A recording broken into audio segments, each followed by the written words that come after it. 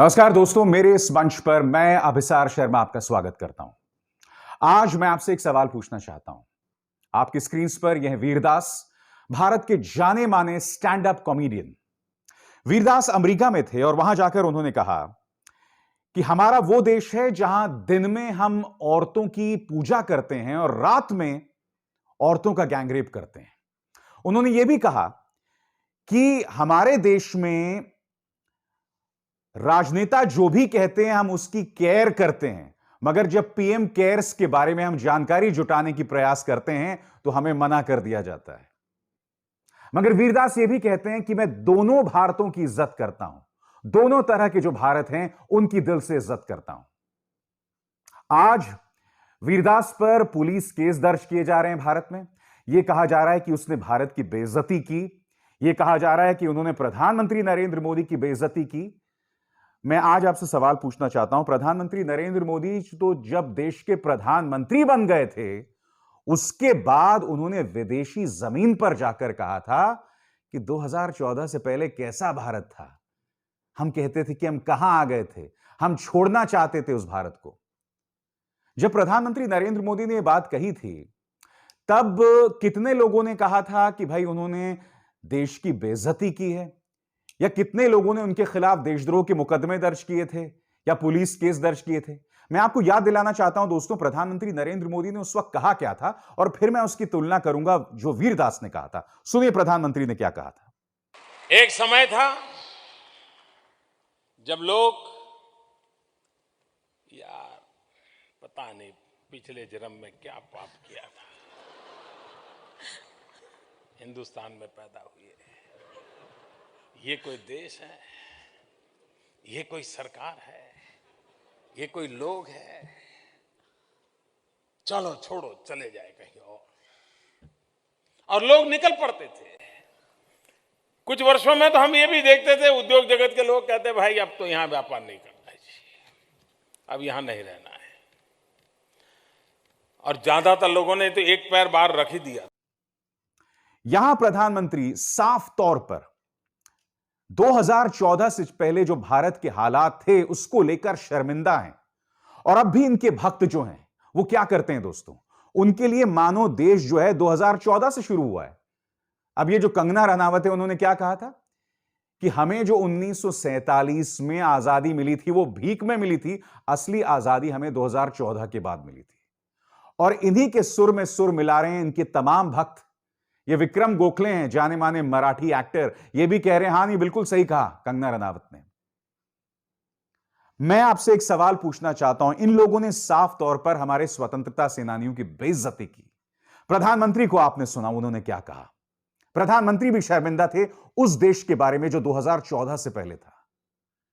अब मैं आपको सुनाना चाहता हूं वीरदास ने क्या कहा था।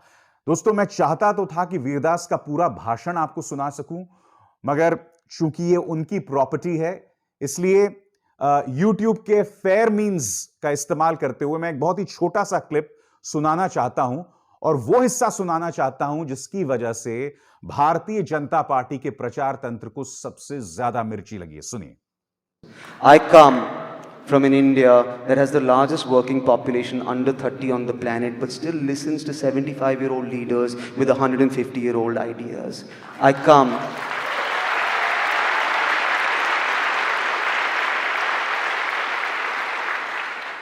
come from an India where every time we get information, we are always available to care for the PM, but we can't seem to get any information on PM Cares. I come. क्या गलत कहा उन्होंने? वीरदास ने कहा कि हमारा देश एक युवा देश है, फिर भी हम 75 साल के एक ऐसे आदमी को सुनते हैं जिसके 150 साल पुराने विचार हैं। क्या गलत है इसमें बताइए ना। उन्होंने यह भी कहा कि प्रधानमंत्री क्या क्या कहते हैं हम उसकी केयर करते हैं, मगर जब हम पीएम केयर्स की जानकारी हासिल करना चाहते हैं तो मना कर दिया जाता है। क्या यह बात सही नहीं है कि आप पीएम केयर्स, वो फंड जो कि कोरोना के बाद शुरू हुआ था, उसको लेकर आप जानकारी नहीं हासिल कर सकते हैं आरटीआई का इस्तेमाल करके? अरे ये तो सरकारी फंड था ना। यानी कि कोरोना काल के दौरान जो जो लोग कोरोना से लड़ रहे थे और मदद करना चाहते थे सरकार की, वो लोग मदद कर रहे थे पीएम केयर्स फंड में, और देश की जनता को जानने का ही अधिकार नहीं कि सरकार उसका इस्तेमाल कैसे कर रही है। तो क्या गलत कहा यहां वीरदास ने, मुझे बताइए।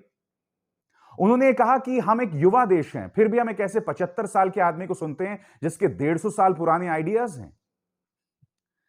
प्रधानमंत्री की ऐसी ढेरों बातें जो मैं आपको सुना सकता हूं दोस्तों, और इससे पहले भी उन्होंने कई बातें मैंने अपने कार्यक्रमों में कही हैं कि उनके विचार जो हैं वो बहुत आधुनिक नहीं हैं।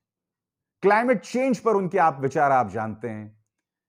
तो इन तमाम मुद्दों के ऊपर वो बात कहते रहे। और फिर जिस मुद्दे को लेकर वीरदास पर केस किया जा रहा है कि उन्होंने ये कहा कि हम दिन में औरतों की पूजा करते हैं और रात में उनका गैंगरेप करते हैं। क्या गलत है इसमें, मुझे बताइए ना। क्या हम भूल गए निर्भया के साथ क्या हुआ था? क्या यह बात सही नहीं है कि हम नवरात्र के दौरान छोटी छोटी कन्याओं को घर बुलाकर उनकी पूजा करते हैं? वो तो सही है ना। दुर्गा मां, काली मां, लक्ष्मी मां, सरस्वती मां, हम उनकी पूजा करते हैं, उसमें क्या गलत है? मगर हकीकत यह भी है कि निर्भया के साथ क्या हुआ था। और वो भूल जाइए। क्या आप भूल गए कि जम्मू के अंदर 8 साल की एक बच्ची के साथ दुष्कर्म कहां हुआ था? मंदिर के अंदर हुआ था। और बात वहां नहीं रुकी। भारतीय जनता पार्टी के 2 मंत्री बलात्कारियों के पक्ष में रैली निकालते हैं। एक 8 साल की मासूम का बलात्कार कर दिया गया था दोस्तों, और मंदिर के अंदर हुआ था। और अभी कुछ दिनों पहले आपको याद होगा, उत्तर प्रदेश के अंदर, यह खबर आपकी स्क्रीन पर दिखाई दे रही है दोस्तों, एक 50 साल की औरत का गैंगरेप होता है और उसके साथ दुष्कर्म करने वालों में मंदिर का पुजारी भी था। यह हकीकत है इस देश की। हम इससे मुंह कैसे मोड़ सकते हैं? और हाथरस की मैं बात करना चाहता हूं। हाथरस में क्या हुआ था? लड़की के साथ दुष्कर्म और उसकी एक हत्या अलग बात है, मगर पूरी की पूरी सरकार, प्रधानमंत्री नरेंद्र मोदी के मुंह से एक शब्द नहीं निकला था उस लड़की के बारे में, उसके परिवार के दर्द को बांटने के लिए। पूरी की पूरी सरकार यह बतलाने में जुट गई थी कि उसके साथ दुष्कर्म नहीं हुआ। उत्तर प्रदेश के लॉ एंड ऑर्डर एडीजी कह रहे थे नहीं, उसके साथ दुष्कर्म नहीं हुआ है। बाद में सीबीआई को हकीकत सामने लानी पड़ी। इलाहाबाद हाईकोर्ट ने इन्हें फटकार लगाई। तो न सिर्फ इस देश में औरतों के साथ अपमान हो रहा है, उनके साथ दुष्कर्म होते हैं, उनके साथ अपराध होते हैं, मगर यहां की सरकार उस पर पर्दा डालती है। क्योंकि देखिए, निर्भया के साथ जो अक्षम्य अपराध हुआ था, कम से कम उस वक्त की सरकार उसके परिवार की मदद कर रही थी। मगर आज निर्भया के पूरे परिवार को बदनाम करने का काम इनका पालतू मीडिया कर रहा था। कुछ न्यूज चैनल्स उसे ऑनर किलिंग बता रहे थे। तो जो बात वीरदास ने कही उसमें गलत क्या है? और वीरदास फिर भी कह रहे हैं अंत में जाके, मैं दोनों किस्म के भारत की मोहब्बत करता हूं। वो ये भी कहते हैं कि हम अपने घरों में बैठ के इतने ठहाके लगाते हैं, इतना हंसते हैं कि दीवारों से बाहर हमारी आवाज सुनी जा सकती है, मगर फिर हम उन कॉमेडी क्लब्स की दीवारें तोड़ना चाहते हैं जहां अंदर लोग हंस रहे होते हैं। क्या गलत है इसमें, बताइए ना। जिस मुनव्वर फारूकी को इंदौर पुलिस ने गिरफ्तार किया था, इंदौर पुलिस के पास खुद ही इस बात के प्रमाण नहीं थे कि उन्हें किस बात के लिए गिरफ्तार किया जा रहा है। कोई वीडियो प्रमाण नहीं था उनके पास, मगर आपने गिरफ्तार कर लिया। और आज भी क्या हो रहा है? वो जहां शो करने जाता है, पहले धमकी दे दी जाती है कि अगर तूने शो किया तो तेरी खैर नहीं। और ऐसी ढेरों मिसालें हैं जिस तरह से वीरदास को टारगेट किया जा रहा है। और प्रधानमंत्री ने क्या कहा? फिर सुनिए उन्होंने क्या कहा था दोस्तों। इस भाषण में उन्होंने कहा था कि पहले लोग इस देश को छोड़ना चाहते थे और वापस नहीं आना चाहते थे, अब वापस आ रहे हैं। सरासर झूठ दोस्तों। फिर से सुनिए प्रधानमंत्री के भाषण का वो हिस्सा जो उन्होंने प्रधानमंत्री बनने के बाद दिया था, और फिर मैं उसकी चर्चा करूंगा। हिंदुस्तान में पैदा हुई है, ये कोई देश है, ये कोई सरकार है, ये कोई लोग है? चलो छोड़ो, चले जाए कहीं और लोग निकल पड़ते थे। कुछ वर्षों में तो हम ये भी देखते थे, उद्योग जगत के लोग कहते भाई अब तो यहां व्यापार नहीं करना है जी, अब यहां नहीं रहना है। और ज्यादातर लोगों ने तो एक पैर बाहर रख ही दिया। दोस्तों, एक एक करके मैं आपके सामने तथ्य बताना चाहता हूं। सबसे पहले बिजनेस स्टैंडर्ड की खबर, more and more rich people leaving India in search of better investment opportunities. क्या आप जानते हैं दोस्तों, 2015 के बाद से खासकर 2019-20 में देश के जो करोड़पति हैं वो भारत छोड़ छोड़ के जा रहे हैं। आगे देखिए साहब, Covid accelerates India's millionaire exodus. जो करोड़पति हैं, जैसे ही देश में कोरोना की लहर आई उसके बाद वो भारत छोड़ छोड़ के जा रहे हैं। Indian rich top world in looking to leave country, यानी कि भारत के जो तमाम धन्ना सेठ हैं वो भारत छोड़ने का मौका ढूंढ रहे हैं और छोड़ भी रहे हैं।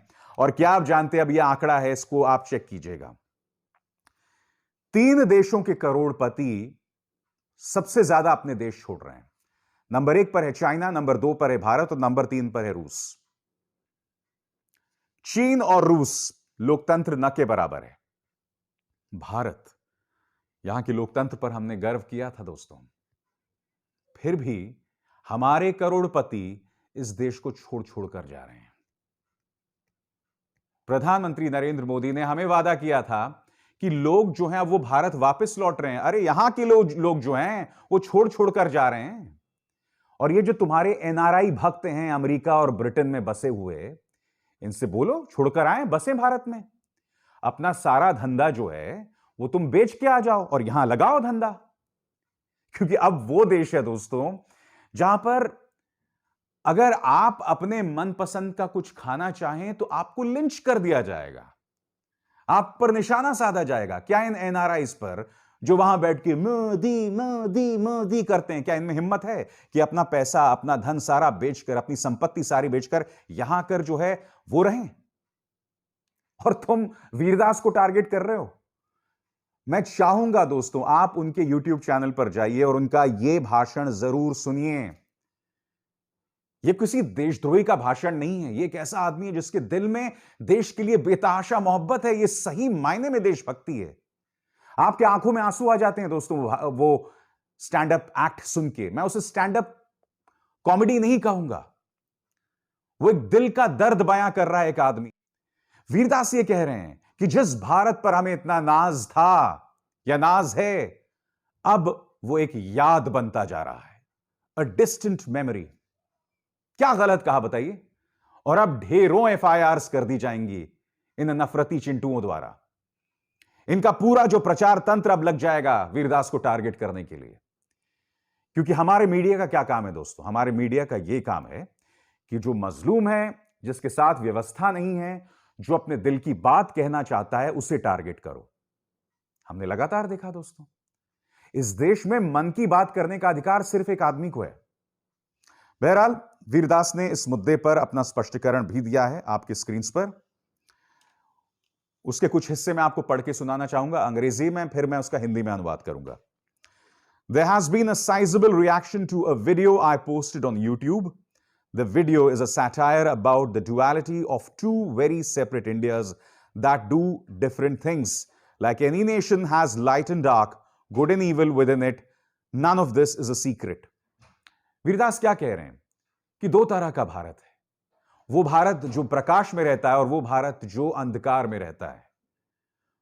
वो भारत जो अच्छा करता है और वो भारत जिसके अंदर बुरा भी बसा हुआ है।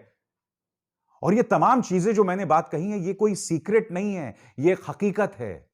वो हमारे सामने घट रहा है। हम कैसे इससे मुंह मोड़ सकते हैं, इससे पल्ला झाड़ सकते हैं?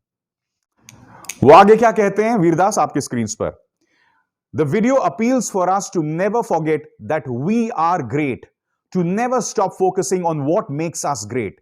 It ends in a gigantic patriotic round of applause for a country we all love, believe in, and are proud of. That there is more to our country than the headlines, a deep beauty. That's the point of the video and the reason for the applause. आप मुझे बताइए ना, इन शब्दों में उन्होंने कहां देश की बेइज्जती की? वो लगातार कह रहे हैं कि हमें लगातार उन चीजों पर ध्यान देना है जिससे ये देश महान बनता है। वो ये भी कहते हैं कि इसके जरिए हम उस देश की तारीफ कर रहे हैं जिससे हम इतनी मोहब्बत करते हैं, जिसमें हमें इतना विश्वास है, जिसको लेकर हम इतने गौरवान्वित हैं। वो आगे ये भी कहते हैं, people cheer for India with hope, not hate. People clap for India with respect, not malice. You cannot sell tickets, earn applause, or represent a great people with negativity only with pride. वो कह रहे हैं कि जो लोग भीड़ में वहां मौजूद थे, वो एनआरआईज हैं, भारत के लोग हैं। और लोग नफरत के समर्थन में तालियां कभी नहीं बजाएंगे, देश की बेइज्जती करने के लिए कभी तालियां नहीं बजाएंगे। वीरदास ने जो कहा मैं उसके साथ हूं। मुझे नहीं लगता उन्होंने देशद्रोह का काम किया है। देशद्रोह का काम वो कर रहे हैं दोस्तों जो सत्ता से सवाल नहीं करते हैं।